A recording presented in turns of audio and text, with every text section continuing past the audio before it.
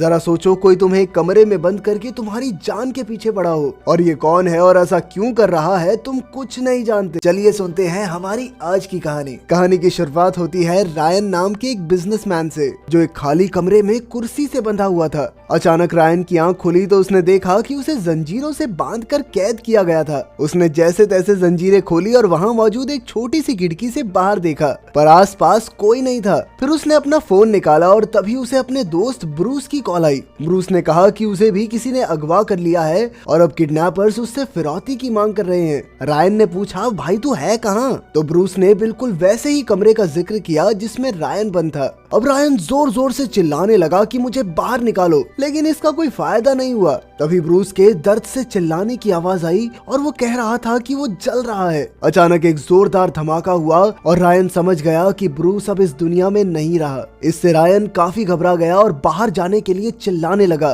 तभी कमरे में एक आवाज आई जिसने कहा कि वो इस कमरे से तभी निकल सकता है अगर वो 2 मिनट में उसे अगवा करने वाले का नाम बताए। अब रायन ने गुस्से में आकर खिड़की तोड़ने की कोशिश की, पर उस आवाज ने कहा कि वो सिर्फ अपना समय बर्बाद कर रहा है। फिर रायन ने सोचा कि आखिर ऐसा कौन कर सकता है, पर उसके दिमाग में किसी का नाम नहीं आया। तभी अचानक उस कमरे में गर्मी बढ़ने लगी। रायन ने हीटिंग सिस्टम बंद करने की कोशिश की, लेकिन कुछ नहीं हुआ। अब कोई और रास्ता नहीं था, इसीलिए रायन ने उस आवाज से बात करने की कोशिश की। आवाज ने रायन को बताया कि इस कमरे का तापमान हर 5 मिनट में 3 डिग्री बढ़ जाएगा, जिसका मतलब है कि उसके पास जीने के लिए अब ज्यादा घंटे नहीं बचे। फिर उसने रायन को $1 मिलियन की फिरौती भरने को कहा, वरना ये कमरा लगातार गर्म होता रहेगा। रायन ने कहा कि भाई मेरे पास इतने पैसे नहीं हैं, पर उस आवाज ने कहा कि कहीं से भी जुगाड़ करके पैसे ला, वरना मौत तो बेटा तेरी पक्की। अब रायन ने अपने छोटे से बच्चे लैरी की तस्वीर दिखाकर उससे इंसानियत की भीख मांगी, पर आवाज ने कहा कि वो रायन के बारे में सारी बातें पहले से जानते हैं। फिर रायन ने सबसे पहले अपने भाई जॉन को फोन करके उसे सारी बात बताई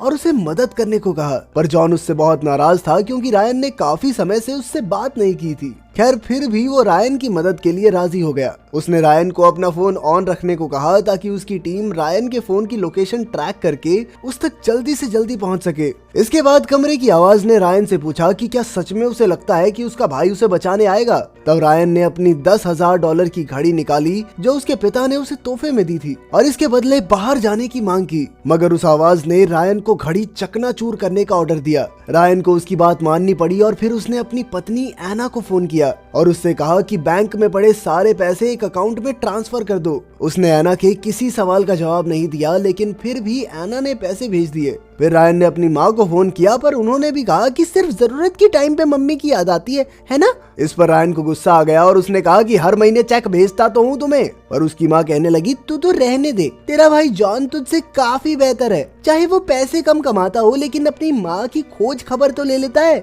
एक बार तो रायन की माँ ने पैसे भेजने से मना कर दिया, पर जब रायन ने उन्हें सारी बात बताई तो वो मान गई। इसके बाद रायन ने कुछ और दोस्तों को फोन किया और फिर दोबारा से अपने भाई जॉन को मिलाया। उसने जॉन से जल्दी आने को कहा, वरना वो गर्मी में झुलस कर मर जाएगा। जॉन ने कहा कि वो लोकेशन पर पहुंच गया है, पर तभी रायन ने देखा कि उसके फोन का सिग्नल असली लोकेशन की जगह कोई और ही लोकेशन दिखा रहा था। फिर रायन ने एना को फोन किया तो एना ने बताया कि किसी ने घर पर हमला कर दिया है और शायद वो उसे भी अगवा कर लेंगे। रायन ने उसे कमरे में ही बंद रहने को कहा, पर तभी रायन पर उबलते पानी के फव्वारे छोड़ दिए गए। रायन ने तड़पते हुए रहम की भीख मांगी और कहा कि वो पैसों का इंतजाम कर लेगा। इसके बाद पानी रुक गया और रायन एक एक करके अपने सभी दोस्तों को फोन करने लगा। उसने सबको अपने बिजनेस में पैसा लगाने को कहा, पर जल्द ही झुलसा देने वाली गर्मी की वजह से उसके दिमाग पर असर होने लगा और वो पागलों की तरह सोचने लगा कि उसने कमरे का हीटिंग सिस्टम बंद कर दिया है। तब जॉन ने उसे फोन करके हिम्मत दी और कहा कि उन्होंने फोन कंपनी से बात करके उसकी लोकेशन का पता लगा लिया है और जल्द ही मदद उस तक पहुंचने वाली है। उसने रायन से कहा कि जो भी याद हो वो बताओ।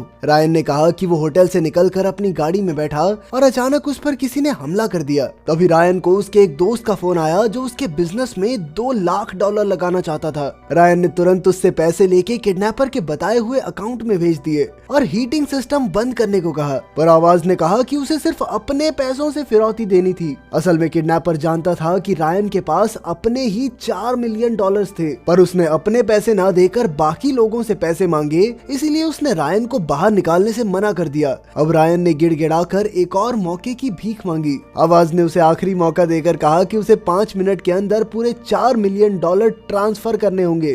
साथ ही गर्मी बढ़ने लगी तो रायन ने रोते हुए बताया कि ये पैसे उसने अपने परिवार के भविष्य के लिए बचाए थे, पर अब उसके पास कोई चारा नहीं था, इसीलिए उसने पैसे ट्रांसफर किए और गर्मी के कारण बेहोश हो गया। इसके बाद जब उसकी आंख खुली तो उसने बाहर जाने की मांग की, पर उस आवाज ने फिर इनकार करते हुए कहा कि अभी कुछ चीजें बाकी हैं। इसके बाद उसे कमरे में रखी एक बोतल से पानी पीने को कहा गया। पानी पीते ही कमरे में एक कागज आया जिस पर कुछ नाम थे और रायन को बताना था कि इन लोगों से उसका क्या रिश्ता है। रायन ने कागज उठाया और कहने लगा कि एना उसकी पत्नी है, लैरी उसका बेटा है, वैलेरी और ग्रेग उसके माँ बाप हैं। पर जब लेस्ली का नाम आया तो रायन रुक गया। जब आवाज ने लेस्ली के बारे में पूछा तो रायन ने कहा कि मैं कोई संत नहीं हूँ। इसके बाद लिस्ट में जॉन का नाम आया। फिर आवाज ने पूछा कि क्या तुम इन सब की परवाह करते हो, तो रायन ने हामी भर दी। तभी अचानक उसे एना का फोन आया और वो बहुत डरी हुई थी। बात करके पता चला कि उसे भी किसी ने अगवा करके रायन जैसे कमरे में बंद कर दिया था। अब रायन की हालत बेहद खराब हो चुकी थी।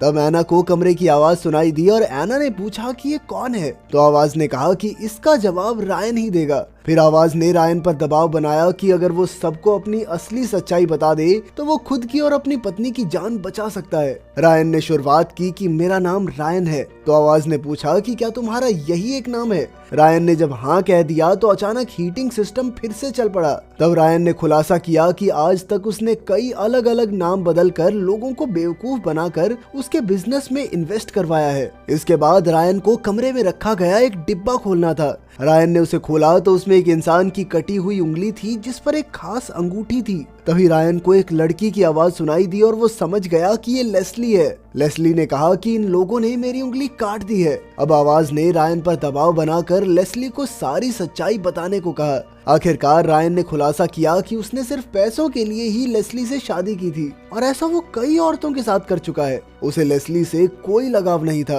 रायन ने एना से कहा कि वो सिर्फ एना और अपने बेटे को चाहता है, पर एना ने कोई जवाब नहीं दिया। तभी जॉन ने उसे फोन करके कहा कि वो कुछ ही पलों में उसे बचाने आ रहा है, पर रायन ने कहा कि अब इसका कोई फायदा नहीं और उसने फोन काट दिया। इसके बाद आवाज ने उसे एक बक्से में से बंदूक निकालने को कहा। अब शर्त ये थी कि अगर उसने गोली मार दी तो एना को रिहा कर दिया जाएगा। रायन ने बंदूक उठाकर अपने सर पर रखी और अचानक ट्रिगर दबा दिया, मगर गोली तो चली ही नहीं। इसका मतलब ये था कि बंदूक एकदम खाली है। ये सब देखकर रायन फूट फूट कर रोने लगा और अचानक दरवाजा खुल गया। जब रायन बाहर निकला तो उसने देखा कि जॉन वहीं मौजूद था और तब ये खुलासा होता है कि इस सब के पीछे किसी किडनैपर का नहीं बल्कि जॉन का ही हाथ था। तो जॉन ने रायन से पूछा कि तुम्हें एडम याद है या तुमने आखिरी बार उससे कब बात की थी। रायन को कुछ याद नहीं था तो जॉन ने उसे याद दिलाया कि एक बार उसने रायन से लोन मांगा था, पर रायन ने कारण पूछे बिना ही उसे साफ इनकार कर दिया। असलियत तो ये थी कि जॉन को ये पैसे अपने बेटे एडम के कैंसर के इलाज के लिए चाहिए थे।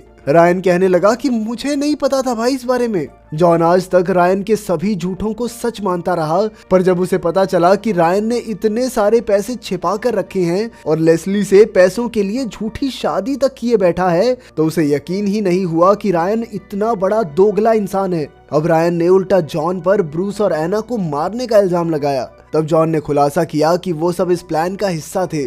उसी वक्त एना और लेस्ली भी बाहर आ गई और उन्होंने रायन पर धोखेबाजी का इल्जाम लगाया। एना ने उससे पूछा कि क्या उसने सच में कभी उससे प्यार किया था। रायन ने रोते हुए कहा कि बस तुमसे ही तो प्यार करता हूँ। जैसे ही एना रायन की ओर बढ़ी तो अचानक लेस्ली ने एना पर गोली चला दी और बेचारी एना की मौके पर ही मौत हो गई। फिर लेस्ली ने रायन का भेजा हुआ सारा पैसा अपने बैंक में ट्रांसफर करने की कोशिश की, लेकिन उसमें तो पैसे थे ही नहीं। अचानक जॉन ने लेस्ली को गोली मार दी और रायन से पूछा कि आखिर ये सब चल क्या रहा है। तब रायन ने खुलासा किया कि वो पहले से जानता था कि जॉन ने सबके साथ मिलकर उसे अगवा किया है। अबे कितने ट्विस्ट आएंगे इस मूवी में। उसे शक तब हुआ जब एना ने उसे फोन करके कहा कि वो भी अगवा होने वाली है, जबकि रायन ने तो उसे अपनी किडनैपिंग के बारे में कुछ बताया ही नहीं था। इसके बाद आवाज ने उसे अपने पिता की घड़ी तोड़ने को कहा और रायन तुरंत समझ गया कि ये जॉन ही है, क्योंकि जॉन को उससे बहुत जलन होती थी। और अंत में जब उसे लेस्ली की उंगली दिखाई गई तो वो देखते ही समझ गया कि ये नकली है। आखिरकार रायन ने कहा कि जो पैसे उसने फिरौती के नाम पर भेजे थे वो तुरंत उसके अकाउंट में वापस आ गए। ये सब सुनकर तो जॉन के होश ही उड़ गए। उसने रायन से पूछा कि उसे कैसे पता चला कि बंदूक में गोली नहीं है। तब रायन ने कहा कि उसे सिर्फ इस चीज के बारे में नहीं पता था, मगर फिर भी उसने बंदूक चलाई क्योंकि वो एना की जान बचाना चाहता था। अब जॉन के सारे प्लान पर पानी फिर चुका था, इसलिए जॉन ने रायन से कहा कि चल भाई फिर लाशों को ठिकाने लगा के चलते हैं यहाँ से। पर रायन ने जॉन को लाशों के साथ ही उसी कमरे में बंद कर दिया और खुद अकेला वहाँ से निकल गया। अगर वीडियो पसंद आई तो लाइक कर देना, चैनल को सब्सक्राइब कर देना। मिलते